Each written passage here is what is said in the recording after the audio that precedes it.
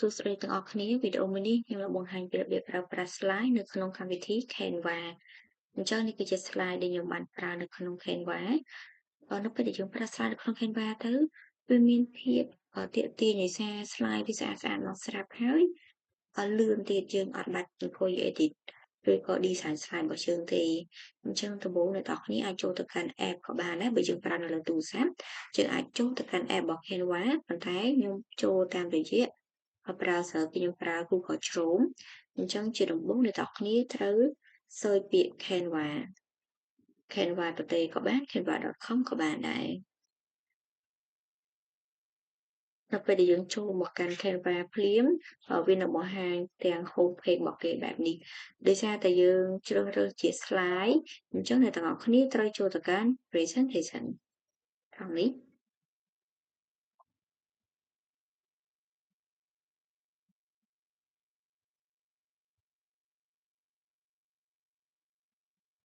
អញ្ចឹងមកដល់ភ្លាមគេនឹងបង្ហាញទាំងនៅខាងឆ្វេងដៃបែបនេះនេះគឺជា slide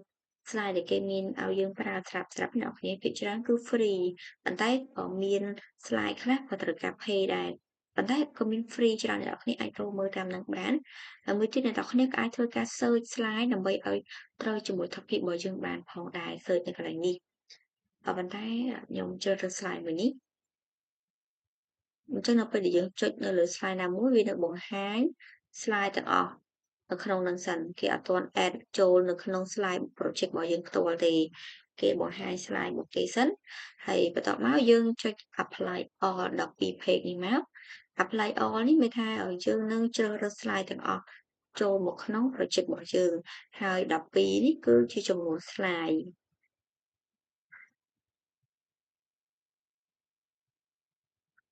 នេះតែប៉ុណ្្នឹងណា slide របស់យើងគឺនេះនេះបើសិនជាអ្នកនរគ្នាចង់ធ្វើការបន្ថែម slide ឲ្យខ្លួនឯងទៀតប៉ុន្តែយើងចង់បាន mode design ផ្សេងអាហ្នឹងក៏យើងអាចធ្វើបានដែរអញ្ចឹងយើងចូលមកកាន់ template ត្រង់នេះហើយយើងចុចចេញមកក៏យើងចង់ scroll មកខាងក្រោមក៏បានដែរឥឡូវយើងយក slide មួយនេះបើសិនជាអ្នកនរគ្នាចុច add ឆៅបែបនេះអញ្ចឹងវានឹងចូលជំនួស slide លេខ1នេះឥឡូវ slide លេខ1របស់យើងគឺ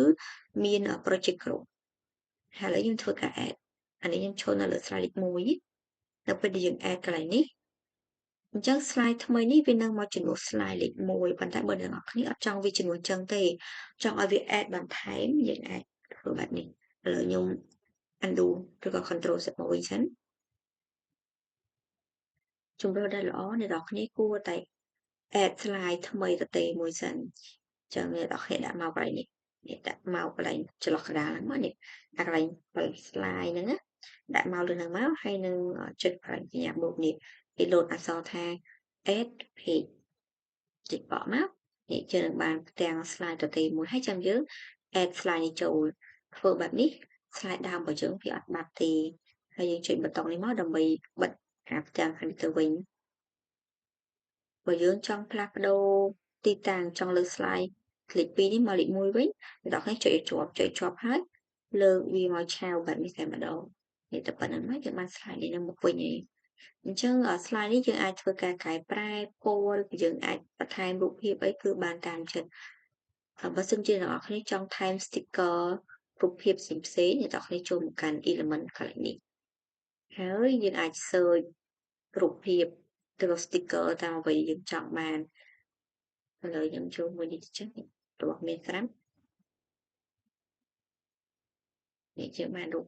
ផ្កាមកហើយអ្នកគ្នាអាចធ្វើការ design ទៅតាមតម្រូវការរបស់យើងបានតែខ្ញុំអត់ត្រូវការទេខ្ញុំគ្រាន់តែ add បង្ហាញទេឥឡូវយើងមកធ្វើការកែប្រែអក្សរវិញបើសិនជាអ្នកគ្នាចង់កែប្រែនៅលើអ្វីមួយយើងត្រូវ select នៅលើវាជាមុនសិនហើយផ្ទាំងខាងលើនេះតើតាទាំងអស់គ្នា select សិនទើបវាបង្ហាញឥឡូវខ្ញុំអត់ select ទេឃើញទេវាបាត់ហើយអញ្ចឹងតើតាយើង select សិនឥឡូវខ្ញុំធ្វើការកែប្រែអក្សរគ្រប់ project នេះទី1កន្លែងនេះការកែប្រែ mode អក្សរ គេមាន font ច្រើនសម្រាប់ឲ្យយើងជ្រើសរើសហើយយើងក៏អាចប្រើ font ខ្មែរបានផងដែរអ្នកនេះ search ត្រង់នេះយើងវាយថាខ្មែរមកនេះខ្មែរបែបនេះហើយធ្វើការ enter មកនេះចេញវិញអ្នកគ្នាអាចលេខម៉ូតអក្សរខ្មែរបានគេមានច្រើនដែរតែបើយើងអត់ត្រូវការទេប្រើ font អង់គ្លេសស្រាប់មកនេះចឹងខ្ញុំអត់ត្រូវការកែប្រែទេខ្ញុំគ្រាន់តែបង្ហាញទេហើយត្រង់ចំណុចនេះជាទំហំអក្សរអ្នកនរគ្នាអាចធ្វើការបូកដកកន្លែងនេះក៏បានឬក៏វាយបញ្ចូលលេខត្រង់នេះក៏បានឬក៏មួយទៀតស្រួលបំផុតហ្នឹងអ្នកនរគ្នាអាចធ្វើការទាញយកតែម្ដងនេះបែបនេះកន្លែងនេះ tick color ការបដូរពណ៌អក្សរយើងចុចនៅលើវាមកវានឹងចេញ color ឲ្យយើងស្លឹកចេញឃើញទេកន្លែងនេះកន្លែងអក្សរ B ហ្នឹងគឺបូលហ្នឹងធ្វើឲ្យអក្សរយើងដិត B I ហើយនឹង U មានគូបន្ទាត់ពីក្រោមអានេះដូចក្នុង Word អញ្ចឹងអានេះអក្សរដិត I នេះធ្វើអក្សររបស់យើង trade ហើយ U នេះគឺដាក់បន្ទាត់នៅពីក្រោម underline ហើយកន្លែងនេះstrict show បើជាខ្ញុំអានខយខ្ញុំអធិស្ឋានទុកជាមុនអ្នកគ្នាអានេះយើងគូបន្ទាត់នៅចំកដាលនេះបែបនេះអ្នកគ្នាឃើញនេះគ្រប់ project យើងគឺមានបន្ទាត់ឆ្នោតចំកដាលដាស់មួយមកកន្លែងនេះ uppercase ហ្នឹងគឺវានឹង convert អក្សររបស់យើងទៅជាអក្សរធំទាំងអស់នេះគឺអក្សរធំទាំងអស់ត្រង់ចំណុច align ហ្នឹងការបុកទីតាអក្សរអានេះគឺតម្រឹមចំកដាលអានេះតម្រឹមឆ្វេងឃើញស្មើសងខាងហ្នឹងអានឹងគឺ justify តម្រឹមស្មើទាំងសងខាងអាហ្នឹងតតែ paragraph អក្សរច្រើនមកយើងសួរឥឡូវខ្ញុំបង្ហាញមួយទៀតនេះអានេះគឺអក្សរច្រើនណា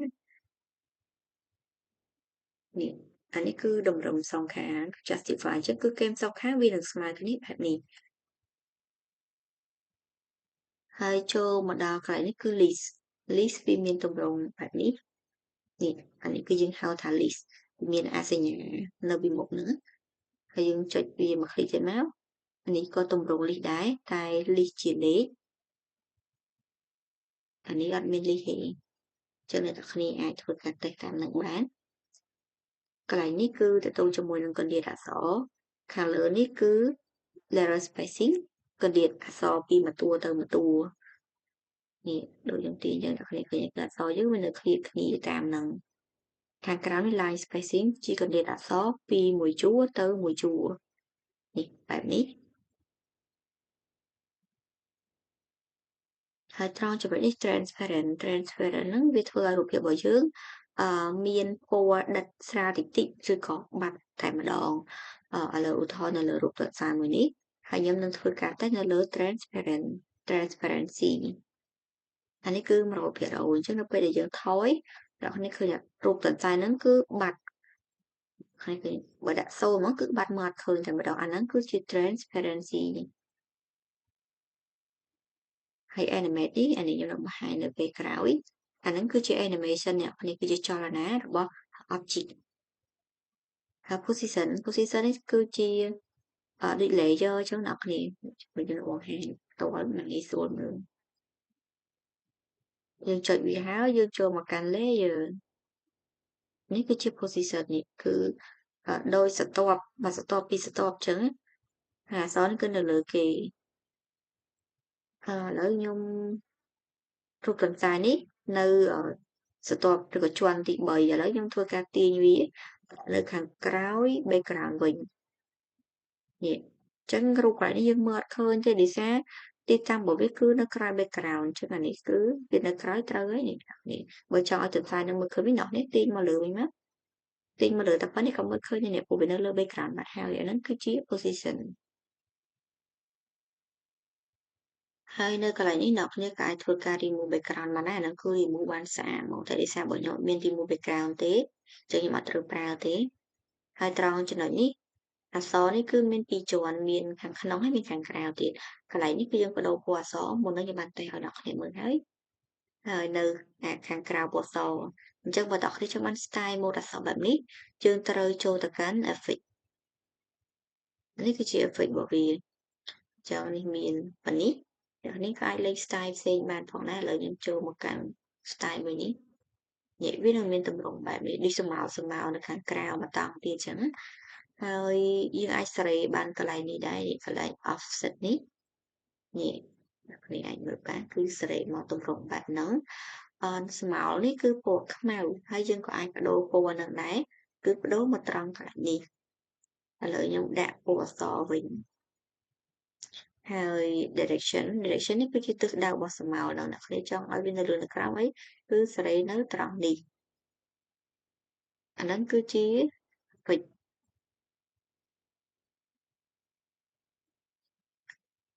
រូបមួយនេះគឺ copy style មានន័យថាវានឹង copy style ទំហំពណ៌អីហ្នឹងគឺ copy មកទាំងអស់ឥឡូវខ្ញុំចូលនៅលើ our team mode មួយនេះហើយខ្ញុំចុចកន្លែងនេះហើយខ្ញុំទៅ copy style ដាក់ list ទាំង3នេះវិញនេះអ្នកគ្នាឃើញអាហ្នឹងគឺជាទម្រង់ copy style គឺបែបហ្នឹងបើសិនអ្នកគ្នាចង់ធ្វើការលុប slide យើងអាចចូលនៅលើនេះហើយ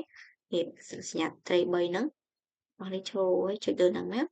យក delete page ចឹង slide មួយហ្នឹងនៅត្រូវបានលុបហើយបើសិនអ្នកគ្នាចង់ធ្វើការ copy slide ហើយ slide ហ្នឹងវាមានទម្រង់ដូចគ្នាទាំងអស់មានកែប្រែទេឥឡូវ slide មួយនេះនៅលេខ5ខ្ញុំចង់ឲ្យ slide លេខ6គឺមានទម្រង់ដូចគ្នាចឹងអ្នកគ្នាចុចសញ្ញាត្រី3ដដែលហើយយើងចូលពាក្យ duplicate page duplicate ហ្នឹងន័យថាវាស្ទួនណាវាស្ទួនគ្នាអញ្ចឹងគឺវាដូចគ្នាឯងនេះឃើញទេគឺ slide លេខ5និងលេខ6របស់យើងម្ដងហ្នឹងគឺមានទម្រង់ដូចគ្នាបើអ្នកនរគ្នាចង់ review slide របស់យើងនេះគឺយើងចូលមកកាន់សញ្ញានេះមកនេះឬក៏ចុច control and អក្សរ P ដោយសារខ្ញុំចូលនៅលើ slide កន្លែងហ្នឹងអញ្ចឹងនៅពេលដែលវាបង្ហាញទៅគឺ start ពី slide មួយហ្នឹងមកតែយើងចង់បានពីលេខ1មកវិញអ្នកនរគ្នាដូរលេខខាងនេះបាននេះដាក់លេខ1មកវិញមកនេះកន្លែងនេះកន្លែងខាងក្រោមអ្នកនរគ្នា